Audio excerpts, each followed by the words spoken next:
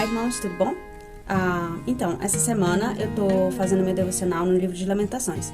É um livro que eu gosto muito, e sempre que eu tô observando um pouco mais como tá o mundo, sempre que eu tô mais sensível ou suscetível a muitas emoções, a questionar o Senhor sobre como as coisas têm acontecido, o que tem acontecido, eu venho ou pro livro de Jó ou pro livro de Lamentações para fazer a minha reflexão, para fazer meu devocional. Eu queria compartilhar com vocês o devocional dessa semana e vamos ver o que o Senhor tem para falar conosco no livro de Lamentações.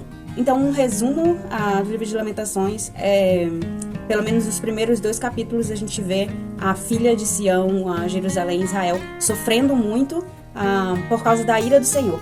E no capítulo 2, que é o devocional dessa manhã, o profeta inclusive usa mais o termo de ira, e aí a gente vai ver um pouco por que Deus está tão irado. Essa ira do Senhor, ela não tem razão, que logo no primeiro versículo do capítulo 2 diz: como o Senhor cobriu de nuvens na sua ira a filha de Sião. Em inglês, o Senhor cobriu o seu povo com a nuvem da sua ira. E isso é muito forte. E eu estava me perguntando, mas por que essa ira? Por que essa ira do Senhor sobre o seu povo?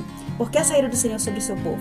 Então, a primeira resposta para a ira do Senhor, ela tem razão? Sim, ela tem razão.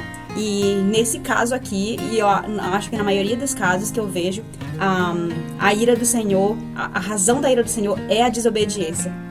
E no versículo 14, a gente vai ver isso mais enfático, a gente vai ver isso mais assim, escrito mesmo, né?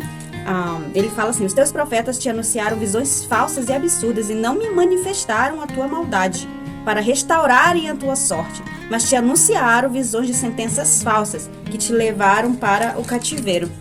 Ele não se satisfaz com o fato dos nossos pecados estarem escondidos, não se satisfaz com o fato dos nossos pecados não serem revelados pelos nossos guias espirituais, ou pastores, líderes, profetas, como era na época. Porque o que o Senhor deseja é que nós sejamos conformados de acordo com a sua imagem, com a imagem de Cristo. E se os nossos pecados não são revelados, se os nossos pecados não são confessados, não são tratados, como então que a gente pode ser conformado à imagem do seu Filho? Então isso é uma causa de ira para o Senhor. Então, tomando para a nossa vida, se a gente tem pecado escondido, não revelado, que a gente não confessa para ninguém, que a gente não trata, a ira do Senhor, ela vem sobre nós de certa forma. Ela pode não vir da forma que aconteceu com o povo, porque era uma coisa bem específica para aquele povo, mas ela vem sobre nós de uma outra forma, porque a ira do Senhor, ela é justa. A ira do Senhor resulta em justiça também.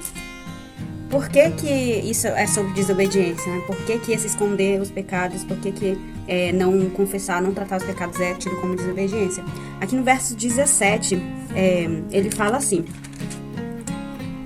fez o Senhor o que intentou, cumpriu as ameaças que pronunciou desde os dias da antiguidade, derrubou e não se apiedou, fez que o inimigo se alegrasse por tua causa e exaltou o poder dos teus adversários.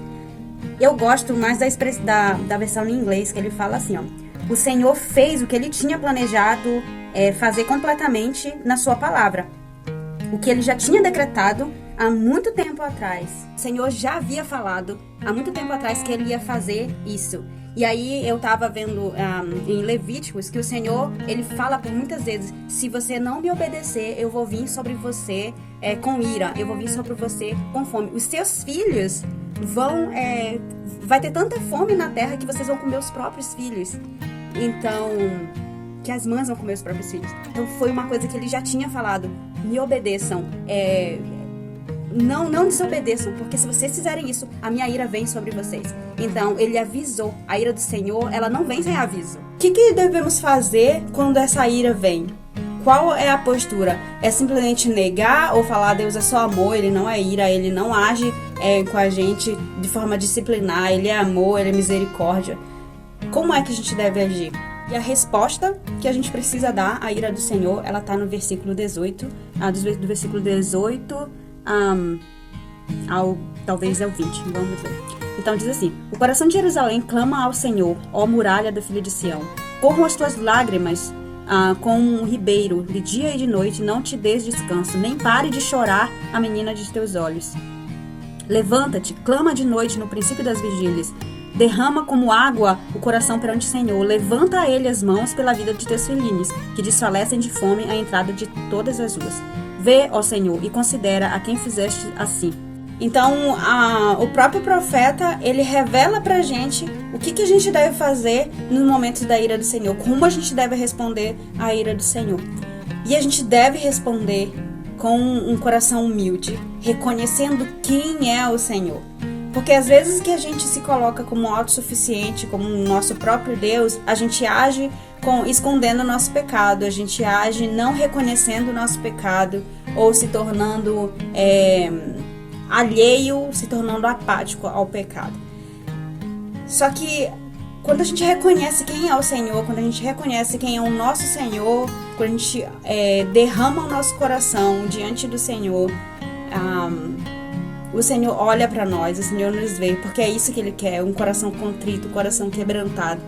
Então o profeta fala, derrama o teu coração como água, sabe? Não é sólido, não é aquela coisa orgulhosa, firme. Te derrama como água perante o Senhor. Levanta as tuas mãos para Ele. Levantar as mãos é adorar, é reconhecer quem é o verdadeiro Deus, quem é o verdadeiro Senhor. Uma aplicação para a nossa vida, ou talvez um exercício. Durante essa semana, vamos escrever, vamos olhar para nós mesmos e ver o que eu estou escondendo, o que eu não estou querendo ver, que talvez esteja entristecendo a Deus, o que entristeça a Deus. O povo do Senhor deve orar, o povo do Senhor deve clamar, interceder pelas nações, interceder pelo mundo.